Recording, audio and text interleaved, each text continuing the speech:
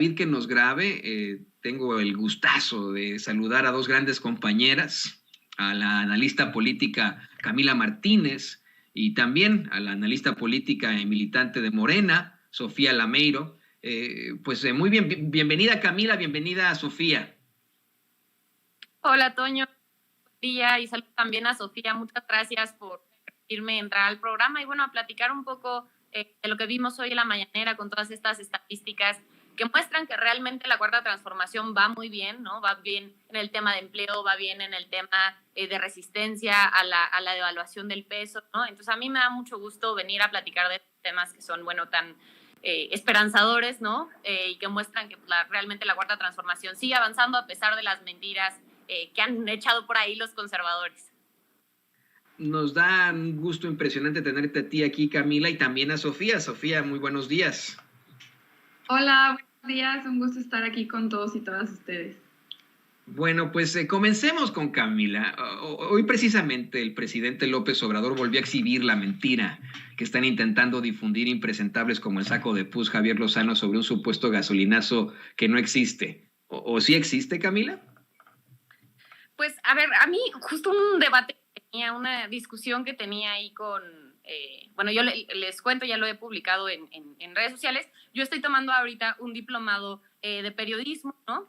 Y bueno, me he quejado un poco de que las visiones, ¿no? De quienes están presentando en este diplomado de periodismo, pues son pues visiones muy conservadoras, ¿no? Muchas veces abiertamente militantes en contra del gobierno de la Cuarta Transformación. Y entonces en una de esas discusiones hablábamos sobre la importancia del quién es quién, ¿no? Ellos decían que se trataba de un ejercicio donde se amedrentaba periodistas y bueno, una victimización muy grave a mi parecer, ¿no?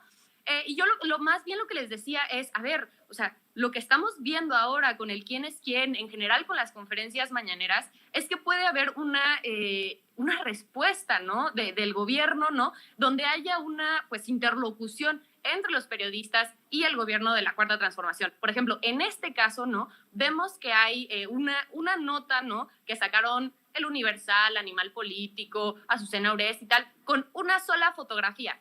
Todos tienen la misma fotografía donde supuestamente la gasolina está a 26 pesos.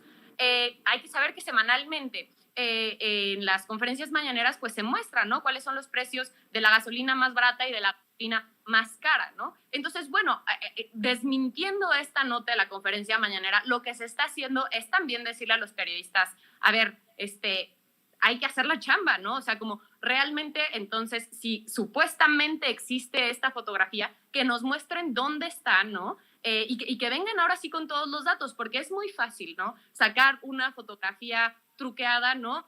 Con un hashtag que a mí me parece terrible, que es el de gasolinazo 2022, ¿no? Y bueno, entonces ya nadie se hace responsable de lo que está publicando a través de redes sociales, ¿no? O sea, las redes sociales yo creo que son un invento maravilloso que nos permite estar comunicados, informados, pero desafortunadamente pues hay mucha desinformación, ¿no? Entonces a mí me parece que el que se haya abierto el quién es quién en las conferencias mañaneras, ¿no? En general, las conferencias que da todas las mañanas el presidente López Obrador es una interlocución, ¿no? Creo que durante mucho tiempo vimos, ¿no? Cómo había una, pues, camarilla eran los mismos periodistas con los mismos académicos, ¿no? En contubernio con la oposición como el Javier Lozano y lo que sea, ¿no?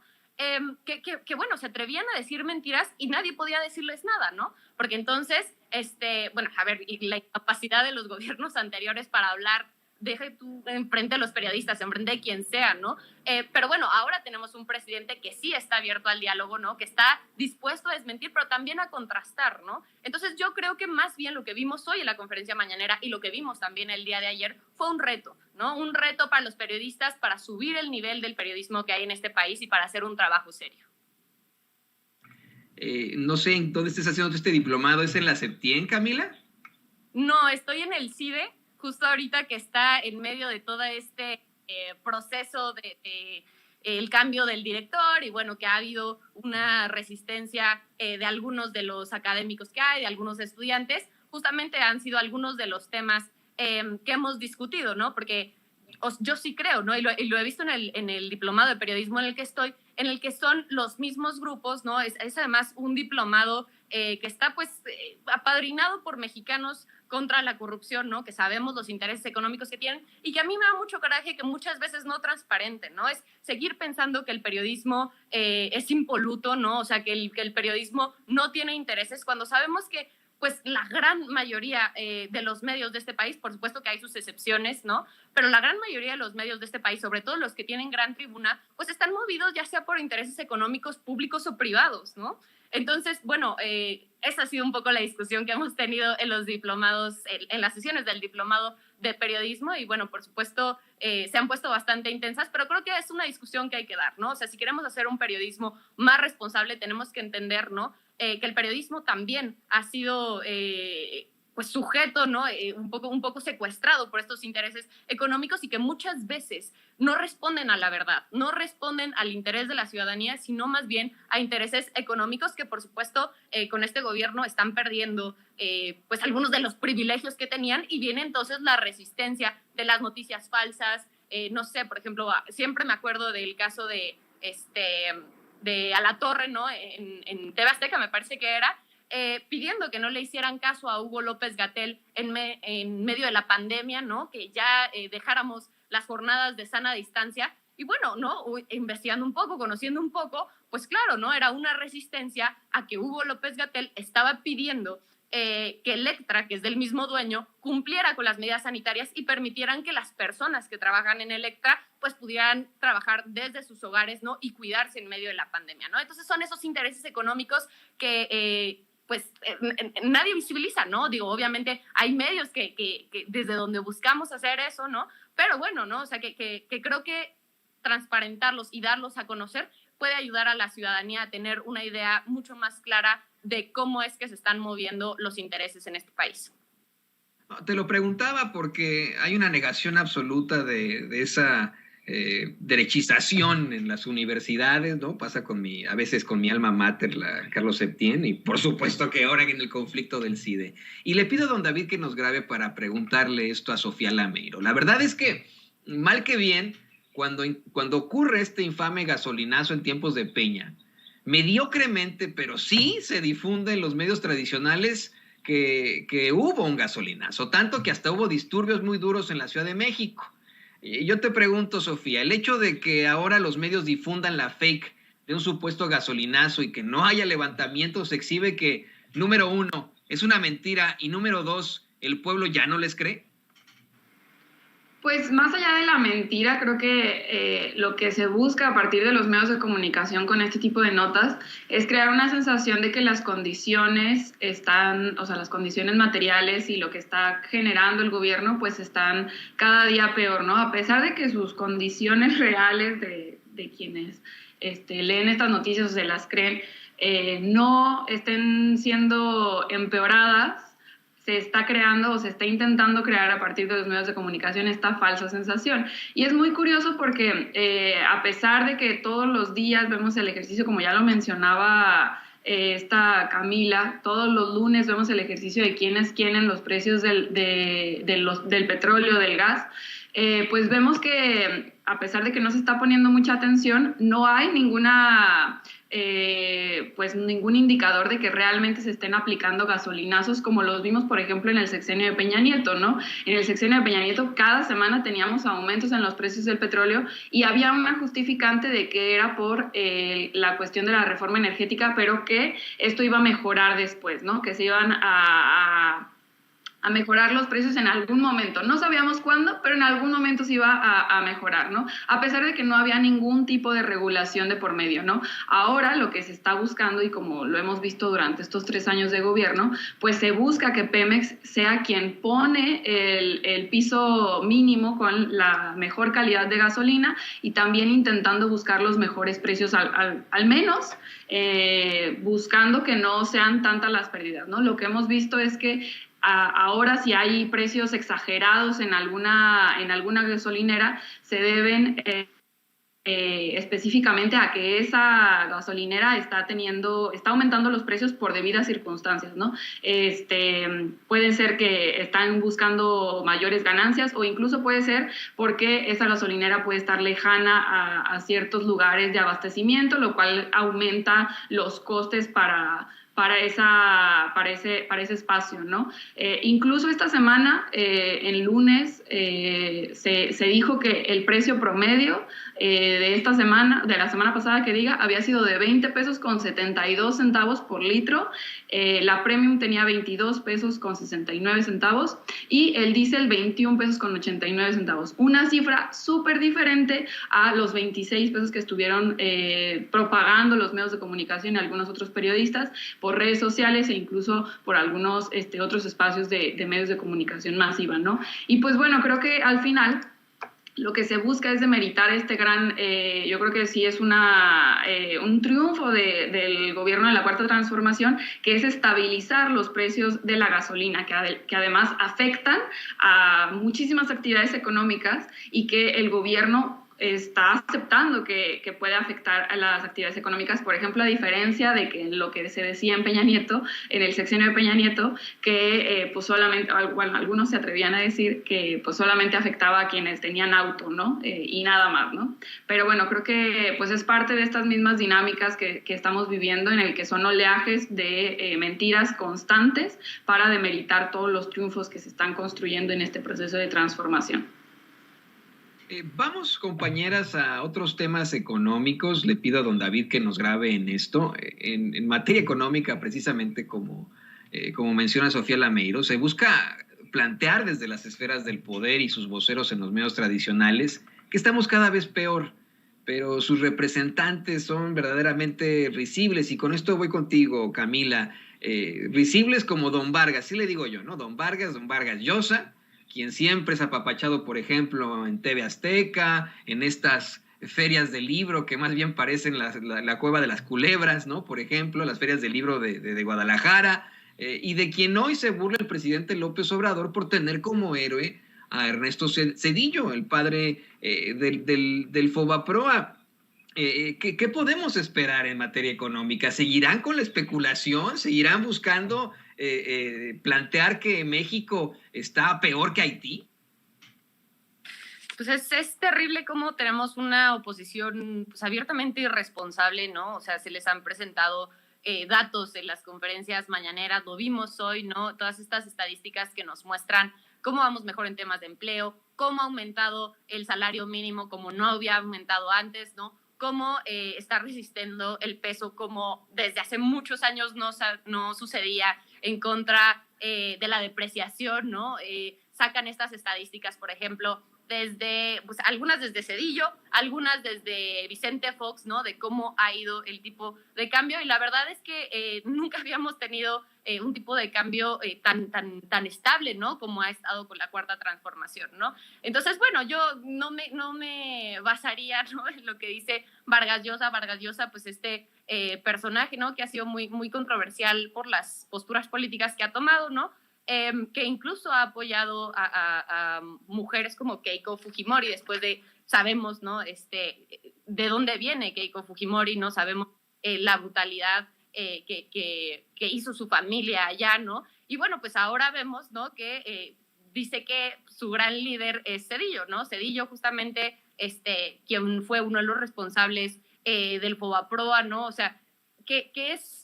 O sea, yo creo que muchas veces se nos olvida, sobre todo a quienes somos más jóvenes, qué fue el Fobaproa, ¿no? O sea, y fue pues la lógica, ¿no? De privatizar las ganancias y socializar las pérdidas, ¿no? Fue el rescate bancario, ¿no?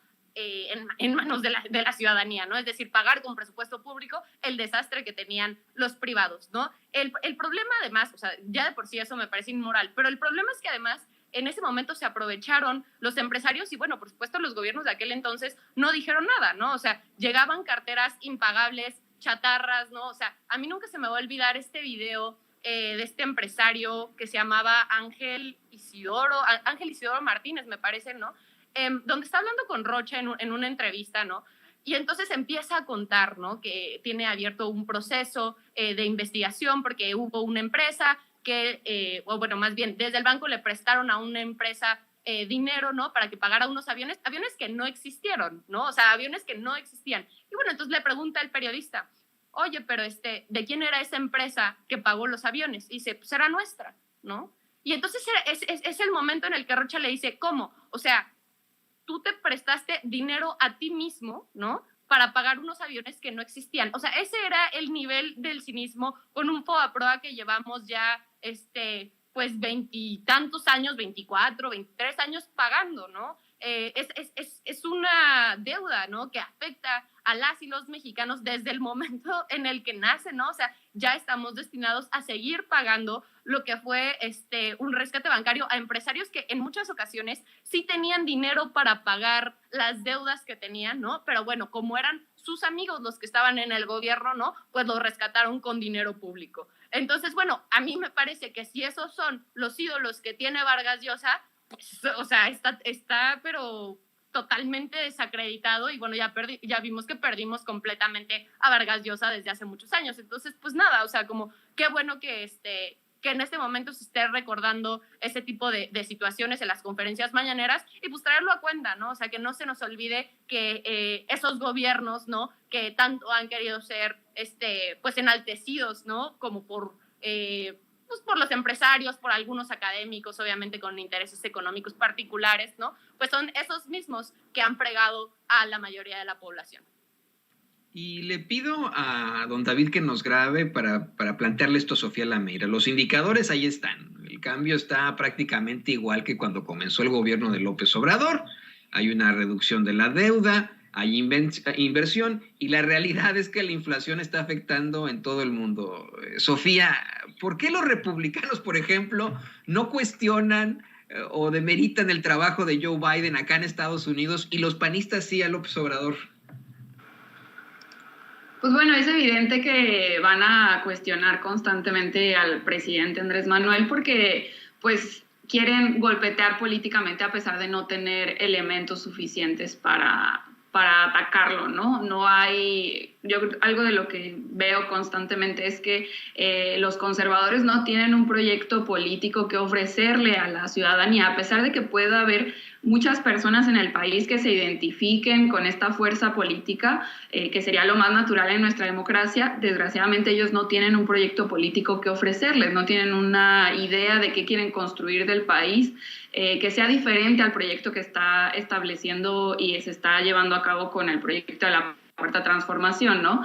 No hay más que el proyecto neoliberal, que ya vimos que durante años no funcionó, y pues también en ese sentido buscan, por ejemplo, algunos referentes que más o menos ven bien, como Joe Biden, ¿no? Que quieren constantemente pues ponerlo en un pedestal.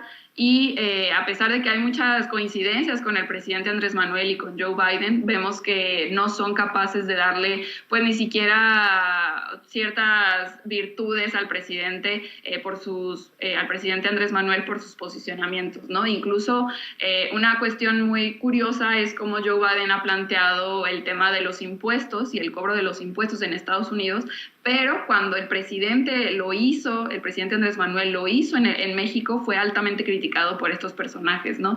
Y creo que demuestra pues que no hay una visión crítica sobre qué es lo que se debe de hacer en el país y sobre todo cómo sigue imperando esta visión de que a pesar de que hay ciertas ideas que se deben de realizar, las dicen en lo público, pero cuando toca hacer las cosas realmente y toca ahora sí afectar a quienes son sus aliados políticos o aliados económicos, son incapaces de realizarlo, ¿no? Creo que este es una de los síntomas más grandes de los conservadores, porque dicen, justamente la doctrina de los conservadores es la hipocresía, porque pues dicen que quieren realizar cierto tipo de acciones o medidas económicas, políticas para mejorar la vida de la gente, pero en los hechos no se realizan porque significa ahora sí comprometerse con esas causas y afectar a quienes pues tengan que ser afectados y beneficiar a quienes tienen que ser beneficiados, ¿no? Y lo vimos pues bueno también durante 30 años de sexenios neoliberales y conservadores que no se atrevían a tocar a los potentados del país, ¿no?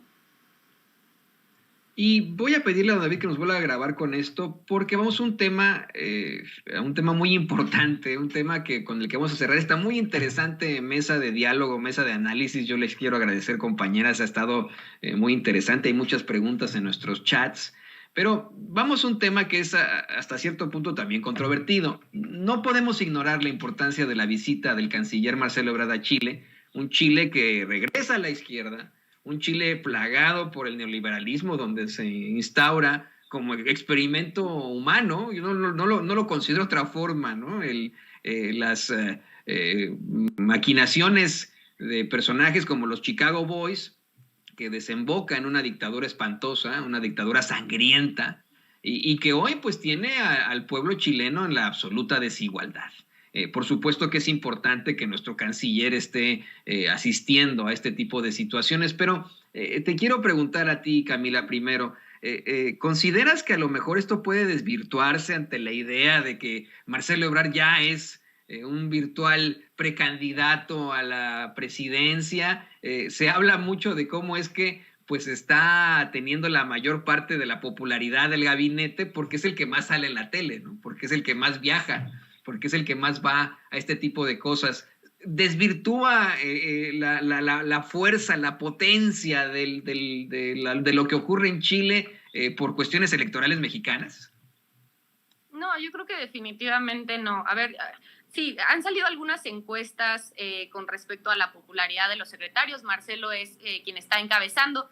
Muy cerca tiene, por ejemplo, a Delfina Gómez, al secretario de Marina, ¿no? Rocío Nale también está muy bien posicionada. Pero bueno, más allá de la elección, yo creo que Marcelo Ebrard ha hecho un muy buen trabajo, ¿no? Como han hecho también otras personas que están en gobiernos, por ejemplo, de los estados, etcétera, ¿no? O sea, y creo que realmente el trabajo de Marcelo habla por sí solo, ¿no? O sea, estuvo muy involucrado en el tema, cuando comenzó la pandemia, en el tema de estos puentes aéreos que ayudaban a traer medicamentos y otros recursos que se necesitaban para hacer frente a la pandemia, ¿no? Desde China llegaba, ¿no? Él estuvo coordinando todo eso. Me parece que el gran logro que tiene ahora con esta demanda que le hacen a las empresas armamentistas en Estados Unidos, así como la propuesta que trae la ONU, ¿no? Para regular a nivel internacional el tema de las armas, ¿no? Pues son pequeñas estrellas, ¿no? Que se van sumando también con esta, ¿no? Con la estrella de que ahora